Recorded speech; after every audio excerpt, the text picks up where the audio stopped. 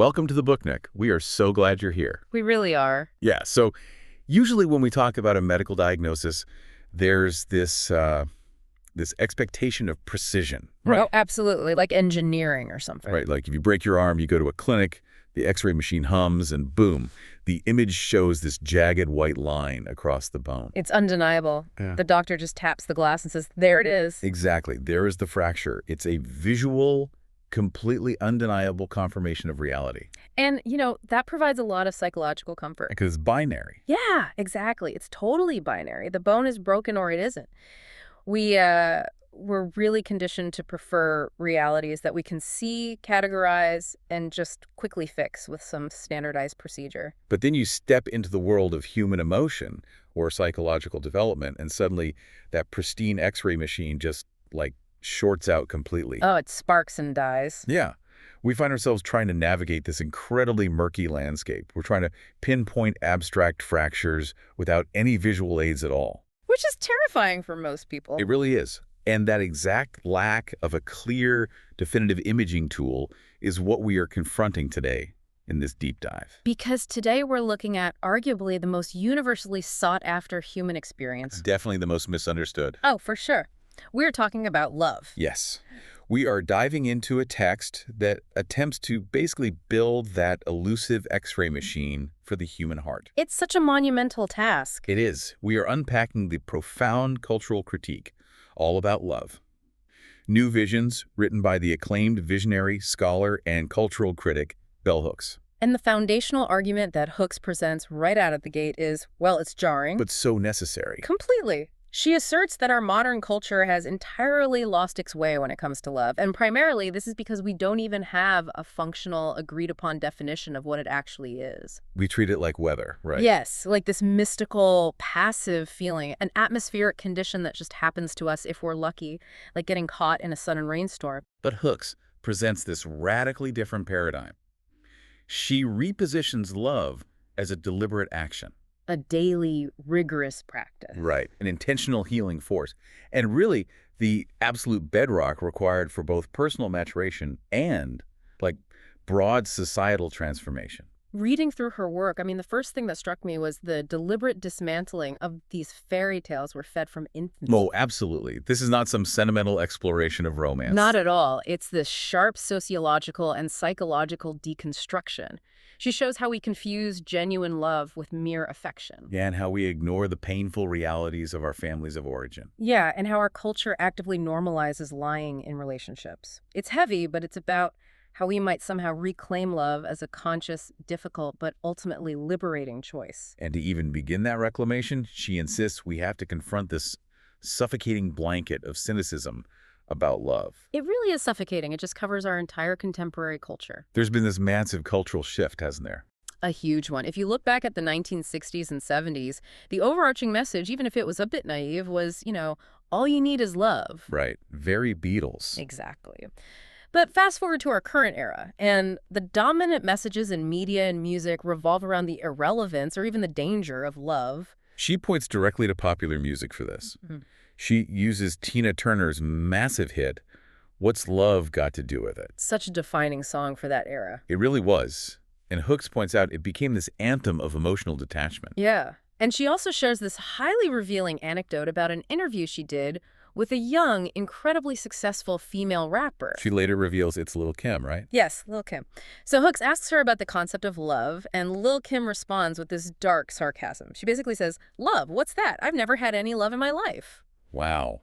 That specific brand of sarcasm is just so crucial to dissect. It is, because Hooks argues that this pervasive cynicism isn't born from a genuine lack of desire. Because we're wired for it. Exactly. Biologically and psychologically, human beings are wired for connection.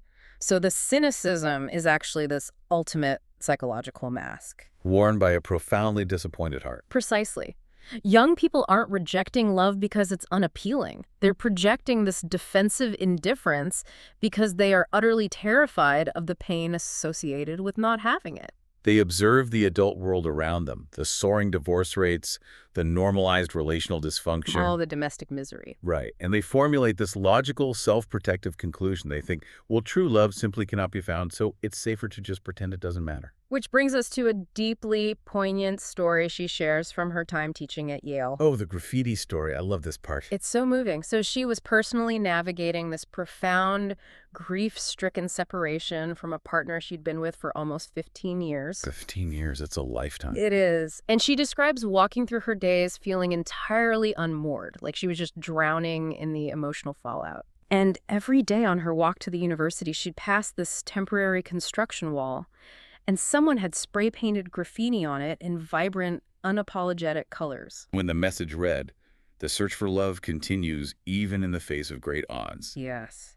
And for a woman in the depths of relational grief, walking past that wall became this vital psychological anchor. It was a daily ritual for her. A public testament that despite the staggering statistics of failure, the pursuit of love was still a valid, noble endeavor. But then the story takes this devastating turn. It does. She takes her usual route to work one morning, and the construction company has completely whitewashed the wall. Just erased it. The vibrant words are buried under this glaring, sterile coat of white paint. She was crushed. Now, she mentions there was a local rumor about this, right? Yeah, the rumor was that the graffiti was a specific reference to individuals living with HIV, and that the artist might have been a gay man expressing solidarity within that marginalized community. And Hooks acknowledges that context, but she also points to a broader, more universal psychological threat that the graffiti posed to the status quo. She proposes this fascinating sociological interpretation. She says the men who were dispatched to splash white paint over that message were likely acting on a deep-seated cultural discomfort. Because our society is incredibly unsettled by public confessions of sincere longing. Exactly. We live in a culture driven by intense sexual obsession. Virtually every aspect of sexuality is publicly commodified and marketed. But a sincere, vulnerable desire for non-erotic, enduring love, that's treated as embarrassing. It's almost shameful. It's viewed as a sign of weakness in this hyper-competitive, individualistic society. And because we are culturally embarrassed by it, we refuse to talk about it with any real precision. Which brings us back to the X-ray machine. Right. The lack of definition. If you open a standard dictionary and look up love, the definitions are shockingly narrow. They almost exclusively focus on romantic or sexual affection. Using phrases like profoundly tender, passionate affection for another person. And Hooks is incredibly frustrated by this linguistic limitation. I mean, affection is a pleasant sensation, sure, but it is woefully insufficient to serve as a working, operational definition for a lifelong bond. The vagueness is the core problem. If we use the word love to mean everything from like a mild preference for a flavor of ice cream to a lifelong devotion to a partner. The word is diluted until it means nothing. Right. How can you practice an art if you can't even define your materials? You can't. So to solve this, Hooks turns to the foundational work of psychiatrist M. Scott Peck, specifically a definition he provided in his classic text, The Road Less Traveled. This definition is where the entire paradigm shifts. It really is the turning point of the book. Peck defines love as, and I quote, the will to extend oneself for the purpose of nurturing one's own or another's spiritual growth. Let's just let that sit for a second. Yeah, because it fundamentally challenges almost every movie I've ever seen and every song I've ever heard about romance. We really need to deconstruct that definition because every single word carries immense psychological weight. Let's do it. It begins with the will. Will implies an intentional, conscious choice. It's a deliberate mobilization of energy. It is not an involuntary instinct, and it is certainly not a passive feeling. Then we have the action to extend oneself. Right. Which means stepping outside of your own immediate comfort zone, setting aside your ego or your own convenience for the sake of another person. And finally, the ultimate goal of this action is nurturing spiritual growth. And in a psychological context, spiritual growth refers to the process of becoming a more fully realized, self-actualized, empathetic human being. Which completely counters the cultural assumption that love is just this warm wash of endorphins that overtakes us. Totally. Applying Peck's definition requires us to learn a crucial new vocabulary word that Hooks uses heavily. Cathexis. Cathexis. C-A-T-H-X-I-S? Yes. It's the clinical psychoanalytic term for investing intense emotional energy, feeling, or significance into a specific person, object, or idea. So when we meet someone and feel that overwhelming magnetic pull toward them, we are cathecting. Exactly. We are investing our internal emotional resources into the idea of them. And the tragic error here, which Hooks and Peck emphasize relentlessly, is that most of us confuse the feeling of connecting with the action of loving.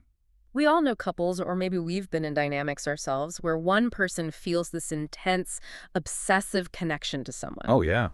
And because that internal feeling, the cathexis, is so strong, they fiercely insist they love their partner, even if their actual behavior involves active neglect, or manipulation, or cruelty. I think an analogy might help solidify the difference between cathexis and love here. I love a good analogy. Go for it. Okay, so imagine you're walking down a beautiful street, and you see this stunning Victorian house. It has a wraparound porch, a mature oak tree in the front yard. Sounds gorgeous. You stop in your tracks. You feel a profound, immediate emotional attachment to the aesthetics of this home. You desire it. You spend the rest of the day daydreaming about hosting dinners in the dining room and reading on the porch. Right. That intense feeling of attachment and desire is cathexis. It's real and it's powerful. But it's not love. Exactly. Love is actually going to the bank, securing a mortgage, buying the house, and then spending the next 30 years fixing the inevitably leaky plumbing. Replacing the roof when it hails? Yes. Cleaning the gutties in the freezing rain, paying the property taxes. Cathexis is the feeling of being drawn to the house. Love is the relentless, unglamorous labor of maintaining the foundation so the house doesn't collapse. That house analogy perfectly captures the danger of confusing the two. Because if you mistake the intoxicating feeling of cathexis for the sustained action of love, you create a massive psychological blind spot. You convince yourself the relationship is deeply loving just because you feel strongly, while ignoring the fact that the actual house is crumbling. Yes, mistaking cathexis for love is the precise psychological mechanism that allows people to endure abusive, deeply neglectful dynamics for years. They tell themselves, but my feelings are so strong, therefore this must be love. While their spiritual growth is being actively stunted or destroyed. I have to play the skeptic for a moment here on behalf of everyone who grew up on a steady diet of romantic comedies. Okay, hit me. Doesn't this framework feel a bit, well, clinical? Clinical how? Reducing love to an act of will or a series of maintenance tasks, it feels like it strips away the magic, that sweeping, breathless feeling of romance we all crave. Well, it absolutely strips away the fantasy, but the psychological reality is that relying on the magic is precisely what sets us up for catastrophic relational failure. How so? Consider the implication of the romantic fantasy. If love is just a mysterious, magical force that strikes us like lightning, then we are helpless victims to it. We have no agency. None. It comes when it wants, it leaves when it wants. But by defining love not as a weather pattern, but as an intentional choice and an act of will, it transforms into something we have immense power over. It becomes a skill set. Exactly. A skill set we can study, refine, and improve over a lifetime. We aren't helpless passengers on an emotional roller coaster anymore. We become active, responsible architects of our relationships. Okay, I see that. So if we accept that love is a skill set, an intentional action requiring practice, the next logical question is, where do we attend the first training camp for this skill? Where is the original school of love? Right. And for almost every human being on the planet, that school is the family of origin. And this is where Hooks really turns the cultural narrative upside down. She really does. Yeah. Because the cultural narrative aggressively insists that the nuclear family is an inherently safe, universally loving environment. The home is supposed to be the ultimate sanctuary. But Hooks, drawing on a vast array of sociological data and her own observations, asserts that for masses of children, the family environment is actually fraught with dysfunction, chaos, emotional starvation, and frequently profound coercion. She points to a highly specific, pervasive linguistic lie that millions of us internalized as children during moments of physical or emotional punishment. Oh, I know exactly the phrase you mean. A towering, powerful adult hits a vulnerable child or shames them mercilessly in front of siblings and immediately follows the violence with the phrase, "I'm doing this because I love you." Or the equally confusing, "This hurts me more than it hurts you." Yes. Now, children possess an incredibly acute, intrinsic sense of justice and emotional resonance. A child knows, on a cellular level, that the sharp pain of a strike does not align with the warm, safe feeling of care. It creates a profound cognitive dissonance. Exactly. But because the adult inflicting the pain is the same authority figure the child depends on for food, shelter, and absolute survival, the child cannot safely reject the adult's narrative. They have to twist their own understanding of reality to survive. Yes. They internalize a deeply corrupted definition of love. They learn to associate love with the arbitrary exercise of power, with reward and punishment, and tragically, with physical or emotional violence. To illustrate how deeply ingrained this normalization of violence against children is, Hooks recounts a story that is genuinely difficult to process. The dinner party. Yes, the dinner party. She describes attending this gathering. The guests aren't cartoon villains. They are highly educated, well-paid professionals. It's a multiracial, multi-generational group, and they openly identify as progressive, liberal thinkers. Right, so the conversation naturally shifts to raising and disciplining children. And shockingly, almost every single guest over the age of 30 vehemently defends the use of physical punishment. Smacking, hitting, whipping, they view it as a necessary parenting tool. And the anecdote exposes this staggering societal double standard regarding bodily autonomy. She notes that one guest, a young mother, proudly stated she never hit her son. Oh, right, but her alternative was horrifying. Yeah, she explained that when he misbehaved, she would grab a piece of his flesh and pinch him with maximum force until he got the message. And the room of educated professionals just nodded in agreement. They supported this tactic. Hooks was the sole dissenting voice at that table. So she presented a hypothetical scenario to the group to expose their hypocrisy. Which was brilliant. She asked them to imagine a man sitting at that same table, casually explaining that every time his wife did something he didn't like, he clamped down on her flesh and pinched her as hard as humanly possible to teach her a lesson. The guests would have been horrified. Of course. They would have immediately recognized it as coercive, abusive, intimate terrorism. They likely would have called the police. But because the victim of the physical assault was a child, someone smaller and dependent, the violence was classified as discipline and considered perfectly acceptable. This specific double standard leads Hooks to formulate one of the most radical claims in the entire book. And probably the most fiercely resisted. Oh, absolutely. The claim is this: love and abuse cannot coexist. We have to return to Peck's operational definition here. Right. Love is the will to nurture spiritual growth. Abuse, by its very nature, terrorizes the psyche, destroys self-esteem, and actively negates spiritual growth.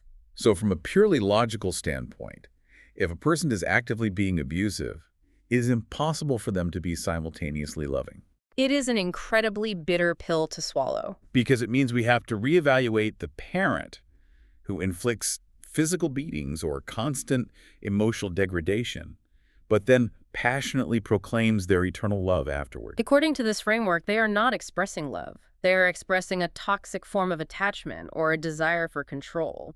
And Hooks argues, and we want to be clear, we're exploring her sociological thesis impartially here, recognizing it challenges traditional structures, that within our current cultural paradigm, the private family dwelling often functions as an autocratic institution. Parents operate as absolute rulers with unchecked power over children who possess virtually no civil rights or avenues for escape within the home. And that unchecked power inherently precludes the practice of true love, because true love requires justice, respect, and mutual recognition. None of which can exist in an autocracy. Now, the nuance here is incredibly vital.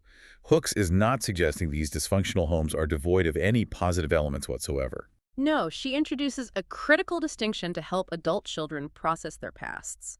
It is entirely possible and incredibly common for parents to provide care, affection, and material provision without ever actually providing love. That specific distinction was a massive breakthrough from my understanding of the text. It allows for complexity. Yeah, Hooks candidly discusses her own family of origin. She acknowledges she was adequately cared for. She had food, clothes, physical affection. However, she was also subjected to aggressive shaming, unpredictable rage, and verbal humiliation. Right.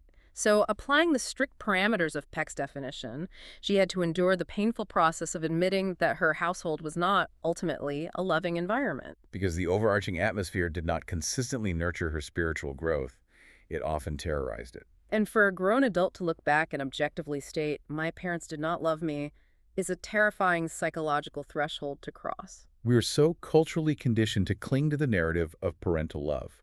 To admit a lack of love feels like stepping into an emotional abyss. Or accepting an eternal, unhealable stigma.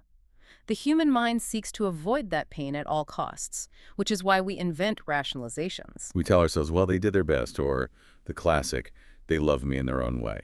The profound innate human hunger for a mother's or father's love is virtually indestructible, even in extreme circumstances. She highlights the story of Jarvis J. Masters to demonstrate this, right? Yes. Masters wrote a memoir titled Finding Freedom While Incarcerated on Death Row. He describes how he and a vast majority of the men serving time around him were covered in physical scars. And these weren't scars acquired in gang wars or street violence. They were the permanent physical evidence of severe, brutal beatings inflicted upon them by their own parents during childhood. Yet, despite suffering unimaginable cruelty at the hands of his mother, Masters experienced a profound, agonizing wave of grief when he learned she had passed away. He wept bitterly in his cell because he couldn't attend her funeral. And the other inmates were totally baffled. They couldn't comprehend why he was mourning a woman who had abused him and contributed to the trauma that landed him in prison. But Masters possessed deep emotional intelligence. He realized that to artificially deny his grief was to abandon a core part of his own humanity. His intrinsic, biological desire to love and be loved by the woman who gave him life persisted. It was entirely independent of her inability to reciprocate. That story really forces anyone listening to reflect on their own history. If an individual looks back at their childhood and realizes that their parents provided material care but lacked the emotional capacity to provide actual love, as Hooks defines it, how does that person move forward? Right. How do you process that without becoming entirely consumed by bitterness and lifelong resentment toward the people who raised you? That processing is the crucible of personal growth, because Hooks' overarching objective here is never to trap the reader in eternal blame. Not at all. The goal is profound psychological healing. Recognizing the emotional deficits of our childhood is not about organizing a retroactive tribunal to punish our parents. In most cases, parents are simply passing down the exact same flawed model of care without love they inherited from their own parents. It's a multi-generational chain of inherited trauma. Acknowledging the truth of your childhood is about breaking the spell. Yeah. If you can stand in reality and say, I received care, but I was not loved, you cease normalizing the dysfunction. You stop carrying those twisted, violent, or neglectful definitions of love into your adult relationships. You stop expecting your future partners to punish you. And you stop believing that emotional withholding is a normal component of intimacy. You essentially stop running the corrupted software you were programmed with. Perfectly said. But that level of clarity requires a radical commitment to the truth. And unfortunately, that childhood training in dysfunction usually leaves us with a severe allergy to truth-telling. Which seamlessly brings us to our next major area of exploration: honesty, secrecy, and the will to power. Honesty is not merely a moral preference in Hooks' framework, is it? No, truth-telling is the absolute heartbeat of justice, and justice is the non-negotiable prerequisite for love.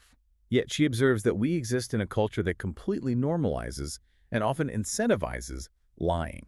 And predictably, this advanced training in deception begins in early childhood. We see it constantly. A child, operating from a place of innocent, factual observation, honestly answers a question posed by an adult or points out a discrepancy in an adult's behavior. And the adult, feeling their authority challenged or their ego bruised, responds with anger or punishment. So the child learns a swift, brutal lesson. Telling the truth causes pain, conflict, and loss of safety. Lying, withholding, or flattering the adult becomes the most effective survival strategy. And as that child matures into an adult, the socialization surrounding lying bifurcates. It becomes heavily dictated by gender norms. Drawing on the psychological research of scholars like Harriet Lerner and Dory Hollander, Hooks dissects how patriarchal structures assign different strategic uses for deception based on gender. Under traditional gender norms, men are frequently socialized to view lying, or the strategic withholding of emotional reality, as a tool to maintain dominance. Right. It's a way to assert control over a situation, avoid accountability, or maintain an impenetrable masculine facade. If a man controls the flow of information, he controls the dynamic. Conversely, women operating within those exact same structures are generally not afforded the power to dominate overtly. Therefore, they are socialized to adopt a false self as a survival mechanism, They're taught to lie to smooth over conflicts. to pacify male anger, or to manipulate situations covertly to get their basic needs met. Or to feign a helplessness and vulnerability they do not actually feel, all designed to cater to and protect the male ego. It is a complex, exhausting performance of deception. It transforms relationships into elaborate games of chess rather than spaces of mutual growth. Exactly. And Hooks leans heavily on a specific insight from the pioneering psychoanalyst Carl Jung to explain why this dynamic is so lethal to relationships. Jung wrote, "Where the will to power is paramount, love will be lacking." The profundity of that observation cannot be overstated. Power and love operate as mutually exclusive forces in an intimate dynamic. You cannot seek to dominate someone and claim to love them simultaneously. Domination requires making the other person smaller, weaker, or less informed.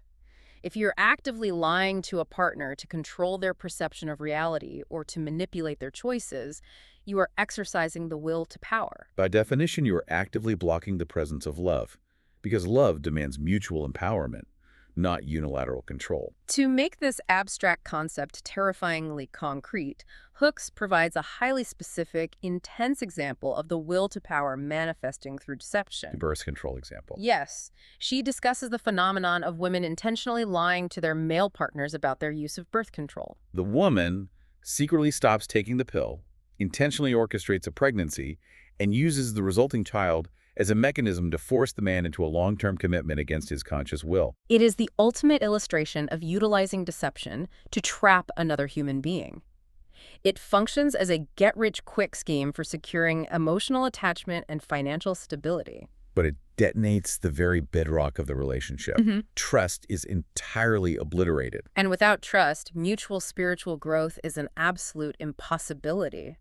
Men who find themselves manipulated into fatherhood through deception often harbor deep, corrosive resentment that poisons the entire family system. The environment becomes fundamentally toxic, not just for the adults, but especially for the child who was weaponized. Exactly. I understand the extreme damage of a lie of that magnitude, but I want to push back on the concept of radical honesty in everyday life. All right, what's the pushback? We live in a complex social web. Isn't a little white lie sometimes genuinely necessary and even compassionate to protect someone's feelings? Like what? Like, if a dear friend asks if you like their objectively terrible new haircut, or you decline an invitation to an exhausting dinner party by claiming you have a scheduling conflict, rather than saying you find the host insufferable. Isn't that just basic, necessary social grace? It is the socially accepted operating procedure, absolutely. But if we rigorously apply Hooks' framework, the practice of protecting someone's feelings through deception is fundamentally an act of disrespect. Disrespect. Framing a polite excuse as disrespect is a massive shift in perspective. Walk me through the mechanics of that. The mechanism operates on a subconscious assessment of the other person's strength. When you consciously decide to lie to spare someone's feelings, you are silently deciding that they lack the emotional fortitude to cope with reality. Wow. You are infantilizing them. Yes, you are placing yourself in a position of superiority, deciding what truth they are allowed to handle. Furthermore, the white lie usually serves the liar more than the listener. It prioritizes short-term comfort. Specifically, your own comfort in avoiding an awkward conversation over the long-term spiritual growth of both individuals. And the authentic integrity of the relationship. Hooks argues that a commitment to truth does not mandate cruelty. We can be relentlessly honest while remaining deeply compassionate and judicious in our delivery. We can speak the truth with profound care without ever resorting to the condescension of a lie. Precisely. Prioritizing short-term comfort over long-term growth. That assessment slices right through all our polite excuses. It really does. Implementing that level of radical honesty with other people requires a staggering amount of courage. And to generate that outward courage, we have to establish a foundation of fierce, uncompromising honesty with ourselves. Which moves us toward the absolute core of the book's philosophy, the practice of self-love and the distraction of greed. Self-love is the prerequisite for every other form of love. It is a psychological law. You simply cannot extend to others a grace, an acceptance, or nurturance that you actively withhold from yourself. Yet Hooks observes that self-love is arguably the most misunderstood concept in the modern psychological lexicon.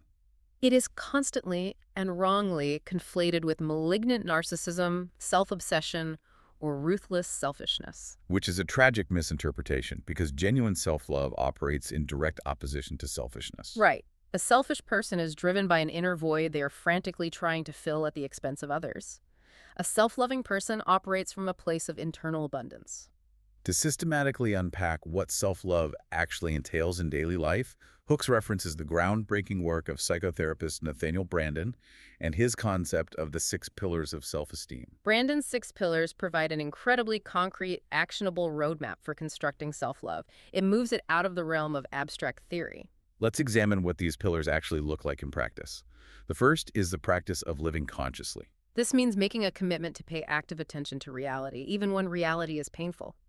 Refusing to live in denial about your finances, your relationships, or your own destructive habits. The second pillar is the practice of self-acceptance. This is the willingness to own your own thoughts, emotions, and actions without immediately subjecting them to harsh, paralyzing judgment. It's the ability to look at your flaws and say, this is a part of me, but it does not diminish my inherent worth. Next is the practice of self-responsibility. This requires relinquishing the comforting role of the permanent victim. Accepting that you are the sole author of your choices and you are ultimately responsible for your own fulfillment. No one is coming to save you. Fourth is the practice of self-assertiveness. This involves honoring your own needs, desires, and values, and having the courage to express them appropriately in reality. It's the ability to say no when a boundary is crossed without being consumed by guilt.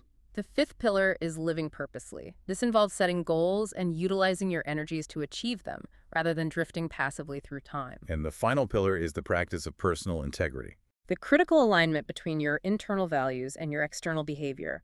It means walking the talk. If you value honesty, you tell the truth even when it costs you something.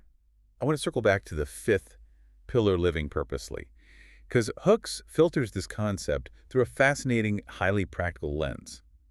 The Buddhist concept of right livelihood, particularly as it applies to our daily labor. The reality is that the majority of the human population spends the vast majority of their waking hours working. And millions of people are engaged in labor they find tedious, unfulfilling, or outright dehumanizing. It's easy to assume that working a menial job automatically erodes your self-esteem.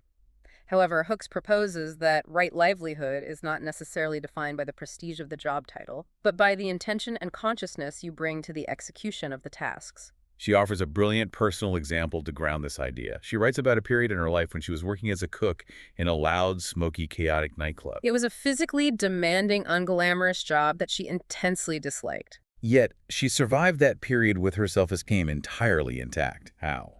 Because she made a conscious internal commitment to give her absolute best effort to the work, regardless of the environment. The commitment to excellence was not for the boss, and it wasn't for the patrons. It was a gift she gave to herself. By executing the job well, she protected her personal integrity. The job may have been menial, but her approach to it was elevated. That internal intentionality serves as a crucial psychological shield. It protects us from seeking validation in external destructive places. And the primary external distraction that Hooks identifies as the ultimate enemy of self-love is the pervasive culture of consumerism and greed. This analysis of consumer culture is where the book becomes exceptionally sharp. We are submerged in a capitalist environment that bombards us daily with a very specific, highly profitable message. That every emotional ache, every spiritual void, every pang of lovelessness can be swiftly medicated by a transaction in the marketplace.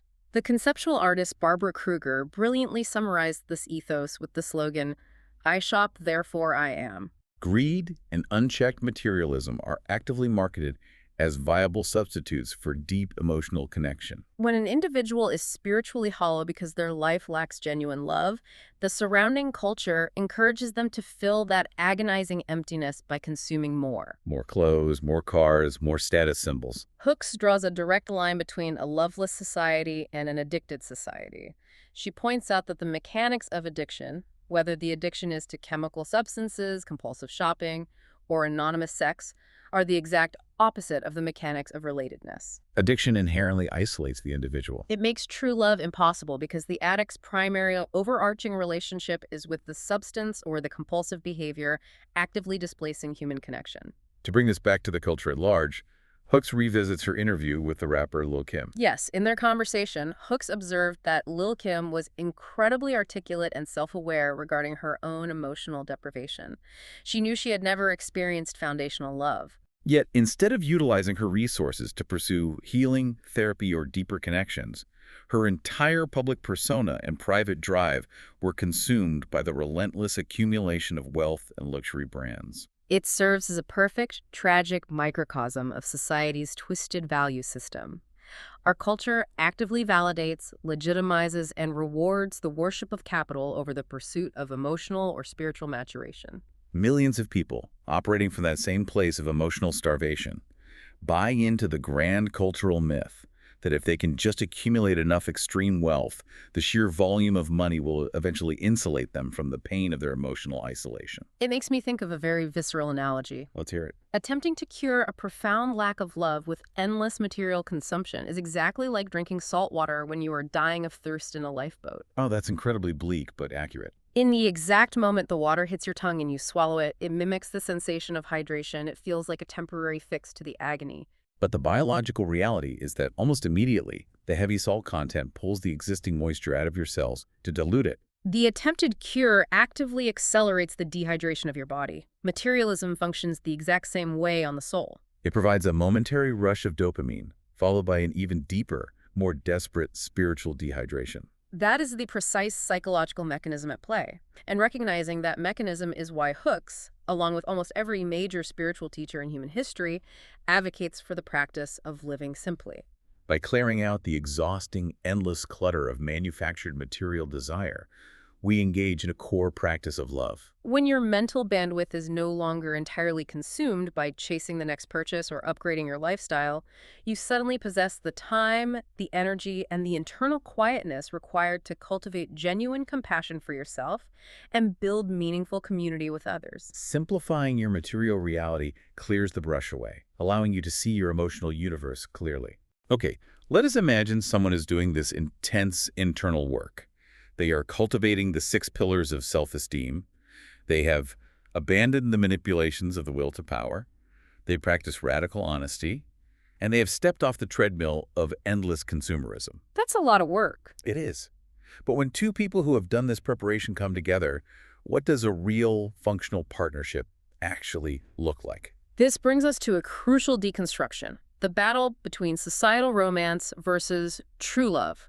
To understand true love, we first have to aggressively deconstruct the most pervasive, damaging myth our culture offers. The concept of falling in love. We touched on this briefly when discussing agency, but it requires a much deeper dive. The very phrase, falling in love, is linguistically problematic. Think about the verb to fall. It implies an accident. It implies a total loss of equilibrium, a lack of choice, and an absence of will. You are walking down the street, you trip over an unseen obstacle, and you plummet into love. It frames human beings as passive, helpless victims of overwhelming emotional weather. And while that narrative is the lifeblood of poetry and cinema, adopting it as a framework for reality is incredibly dangerous. If you believe you simply fell into love, you absolve yourself of responsibility for the condition of the relationship. It implies that the magic sustains itself. Hooks argues vehemently that we must replace the passive language of falling with the active, conscious verb of choosing. We must choose to love every single day. Part of this choice involves untangling the massive cultural confusion between erotic, sexual attraction, and actual love. This is perhaps the most common relational error we make. We experience explosive, mind-altering sexual chemistry with someone, and our brain immediately translates that intense physical sensation into the assumption that it must be true love. Which is a completely faulty equation. Erotic passion can, and very frequently does, ignite with complete strangers. You can experience incredible, transcendent sexual intimacy with an individual whom you do not fundamentally trust, Whom you do not respect outside the bedroom, and who possesses absolutely no interest in nurturing your long-term spiritual growth. Erotic attraction is a biological and psychological phenomenon, but it is not a proving ground for love. Sexual passion can certainly enhance an existing loving bond, bringing immense joy to a partnership, but it cannot serve as the load-bearing foundation for the house. To clarify the difference between different types of connection, Hooks borrows a beautiful framework from the psychologist John Wellwood. He differentiates between what he calls a heart connection and a soul connection. A heart connection is when you meet someone and you find that you appreciate them exactly as they are in that moment. You enjoy their energy, their sense of humor aligns with yours, you like their aesthetic. It is a pleasant, affirming, and entirely valid way to relate to someone. But a soul connection operates on a much deeper, more demanding frequency. A soul connection is framed as a sacred alliance. It involves a profound mutual recognition. In a soul connection, partners are not just accepting each other's current state.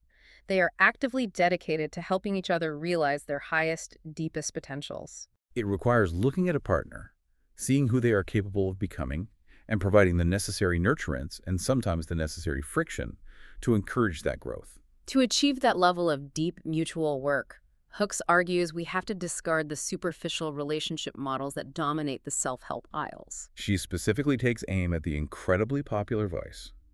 Men are from Mars, women are from Venus ideology that defined relational advice for decades. Her critique of that specific ideology is vital because of how widely it was adopted.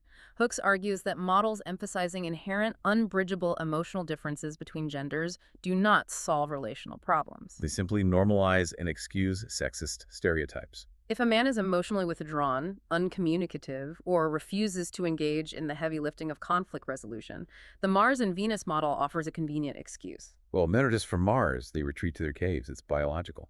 Instead of demanding rigorous emotional labor and mutual growth from both partners, these models instruct women to simply accept and adapt to male emotional withholding. It reinforces a stagnant gender war rather than offering a path toward true, equitable healing.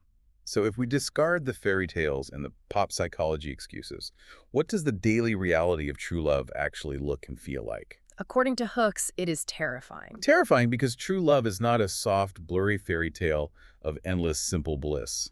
True love demands the creation of a space of intense, unrelenting mutual recognition. There is nowhere to hide. Your real self, your insecurities, your flaws, your past traumas is entirely exposed to the other person. Maintaining the space requires constant, exhausting dialogue, rigorous honesty, and what Hooks beautifully terms constructive struggle. She offers a deeply vulnerable personal narrative to ground this intimidating concept. Hooks recounts a period where she faced a severe medical crisis. A cancer scare that brought her face to face with the possibility of imminent death. Lying in the hospital, waiting for the biopsy results, the primary thought that consumed her was not about her career or her unwritten books. Her defining thought was a profound sadness. She realized, I am not ready to die because I realize I have not yet known true love. That realization, acting as a catalyst, is so powerful. It prompted her to dismantle her own remaining defenses and finally open her heart to the possibility of a true, demanding soul connection. And the beautiful part of the story is that she did find a profound love shortly after that scare. But the vital lesson for the listener is that the resulting relationship was not a perfect, frictionless, happily ever after. She writes that the relationship was deeply challenging, it involved years of intense constructive struggle, and eventually the romantic partnership ended. But she emphasizes that the transformative force of that love endured long after the relationship concluded. The experience of doing the work of love changed her internal architecture forever. I know that sounds incredibly intense. I'm tracking with the profound value of this, but let me voice a concern that I suspect many listeners share. Go for it. If true love is defined by all about work, constant dialogue, and constructive struggle, doesn't that fundamentally kill the joy? Does it make it feel like a second job? Yeah. Doesn't framing love this way make a romantic relationship feel like clocking into a difficult, unpaid second job? Yeah. We usually seek out relationships to be a refuge from the exhausting work of the world. It is a completely natural apprehension. If you are already exhausted by life, the prospect of more work in your intimate relationship sounds incredibly unappealing. Right. But Hooks clarifies the nature of this effort. The work of love is not drudgery, it is joyful work. Joyful work. Think of the insight from the poet Rainer Maria Rilke, who suggested there is nothing happier in life than meaningful work, and that love is the ultimate extreme happiness precisely because it is the most meaningful work a human can undertake. It is the psychological alchemy of taking perfect passion, which is an intoxicating illusion, a projection that eventually shatters, and transforming it through labor into perfect love. Perfect love is a reality where both people are deeply known, flaws included, and mutually elevated. The magic of a relationship isn't found in a state of effortless, static perfection. The true magic is located in the dynamic, shared process of transformation. The magic is in the shared transformation. Reframing the struggle as the source of the magic changes the entire equation. And what is so expansive about Hooke's philosophy is that this profound level of connection and transformation isn't strictly reserved for the romantic arena. In fact, she argues that some of the deepest, most functional love we ever experience happens entirely outside the bounds of romance. This brings us to the final, incredibly broad themes of the text: community, spirituality, and the courage to face death. This is the moment in the text where Hooks broadens the lens, moving from the microscopic focus on the individual couple to a macroscopic view of the entire human experience. She begins this expansion by examining the immense, yet culturally undervalued, worth of platonic friendship. Her observation on friendship provided a massive paradigm shift for me. She points out a glaring behavioral inconsistency. That people, and she notes this is especially true for women socialized under patriarchy, will frequently tolerate emotional abuse, severe neglect, chronic lying, and overall terrible behavior in a romantic relationship that they would never, under any circumstances, tolerate from a platonic friend. It perfectly exposes the absurdity of our romantic myths. If a close friend constantly lied to you, belittled your ambitions, and selfishly ignored your basic needs, you would have the self-respect to initiate a confrontation and likely end the friendship. But in the realm of romance, we are culturally instructed to endure, to forgive endlessly, and to suffer in the name of love. This stark contrast proves a beautiful truth. We often practice far better, significantly healthier love with our friends than we do with our romantic partners. In functional friendships, we base the connection on mutual trust, shared interests, and profound respect. Friendship serves as our truest, most effective school for learning how to practice love correctly. And when we master the practice of love within our community of friends, it naturally expands outward, taking on a dimension that Hooks unhesitatingly describes as a spiritual awakening. She draws heavily on the philosophies of visionary thinkers like Dr. Martin Luther King Jr., the Trappist monk Thomas Merton, and the psychoanalyst Erich Fromm. Despite their differing backgrounds, they all arrived at the exact same conclusion. Love is not merely a localized personal feeling. It is the ultimate, fundamental, unifying force of life itself. It is the energetic glue that connects all living beings. If we accept the premise that love is the fundamental unifying force of life, we have to identify its true opposite. Hooks argues that the ultimate opposite of love is not simply interpersonal hate. The true opposite of love is the worship of death. She pulls no punches in diagnosing our broader society here. She argues that a culture heavily obsessed with violence, unchecked militarism, the accumulation of weapons, and the ruthless domination of the weak is fundamentally a necrophilic culture. It is a society enamored with the mechanics of death. In stark contrast, the practice of love is inherently biophilic. It is deeply, stubbornly life-loving. To bridge the gap between love and fear, she leans on a biblical phrase that anchors much of her spiritual argument. Perfect love casteth out fear. Fear is the primary, most effective psychological mechanism for maintaining systems of domination and alienation. If a government wants to control a population, or if an abusive partner wants to control their spouse, the strategy is identical. Keep them perpetually afraid. Make them afraid of the outsider, afraid of the future, afraid of the consequences of disobedience. The practice of love demands the exact opposite protocol. Love requires us to systematically surrender our fear of vulnerability. When we manage to love perfectly, which again in Hooks' definition means practicing a refined, intentional, nurturing action, we actively cast out the fear of the other. We dissolve the fear of the unknown. And ultimately, by casting out those fears, the practice of love allows us to confront and cast out the ultimate human terror, the fear of death itself. Hooks writes with incredible beauty about how the daily practice of love fundamentally alters how we process our own mortality and how we navigate the deaths of those we cherish. She reframes the agonizing process of grief. In our fast-paced culture, grief is often treated as an embarrassing weakness or an illness to be medicated and rushed through. Hooks views grief entirely differently. She defines it as a passionate, necessary expression of a sustained commitment to the dead. To deeply illustrate the profound relationship between love, truth, and mortality, she highlights the clinical work of Elisabeth Kubler-Ross. The pioneering psychiatrist who spent her career working extensively with patients facing terminal illnesses. Through thousands of hours at the bedsides of the dying, Kubler-Ross observed a consistent phenomenon.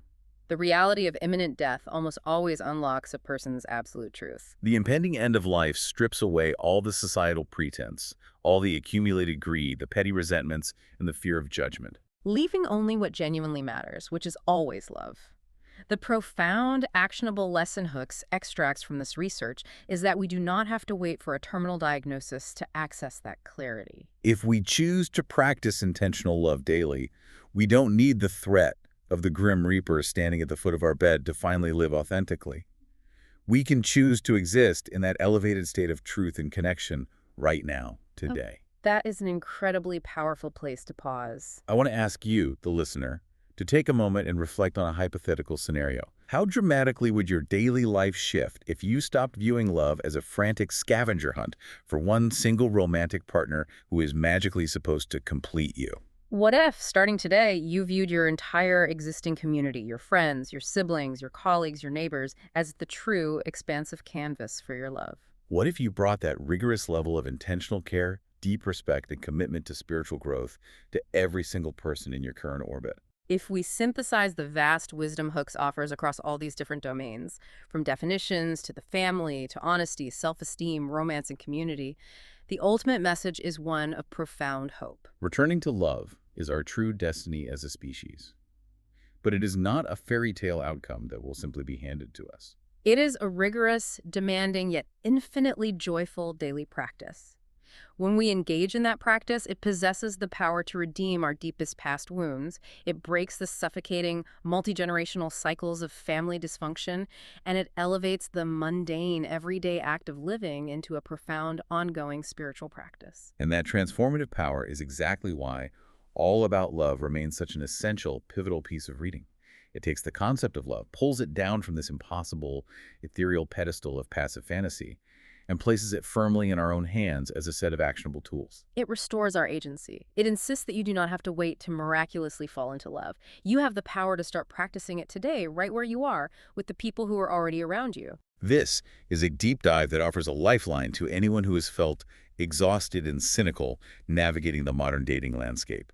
It provides a concrete roadmap for anyone trying to break free from the heavy gravitational pull of family trauma. And it offers profound wisdom for anyone who simply wants to exist in the world, feeling a deeper, more authentic, and less fearful connection to the human being sharing the planet with them. As we wrap up this deep dive, we want to leave you with a final, highly practical, and perhaps slightly provocative thought to carry with you this week. The next time you find yourself saying the words, I love you to someone, whether you are saying it to your romantic partner, your child, or your best friend, take a brief internal pause. Ask yourself honestly, am I simply reporting a fleeting, pleasant feeling of affection in this moment?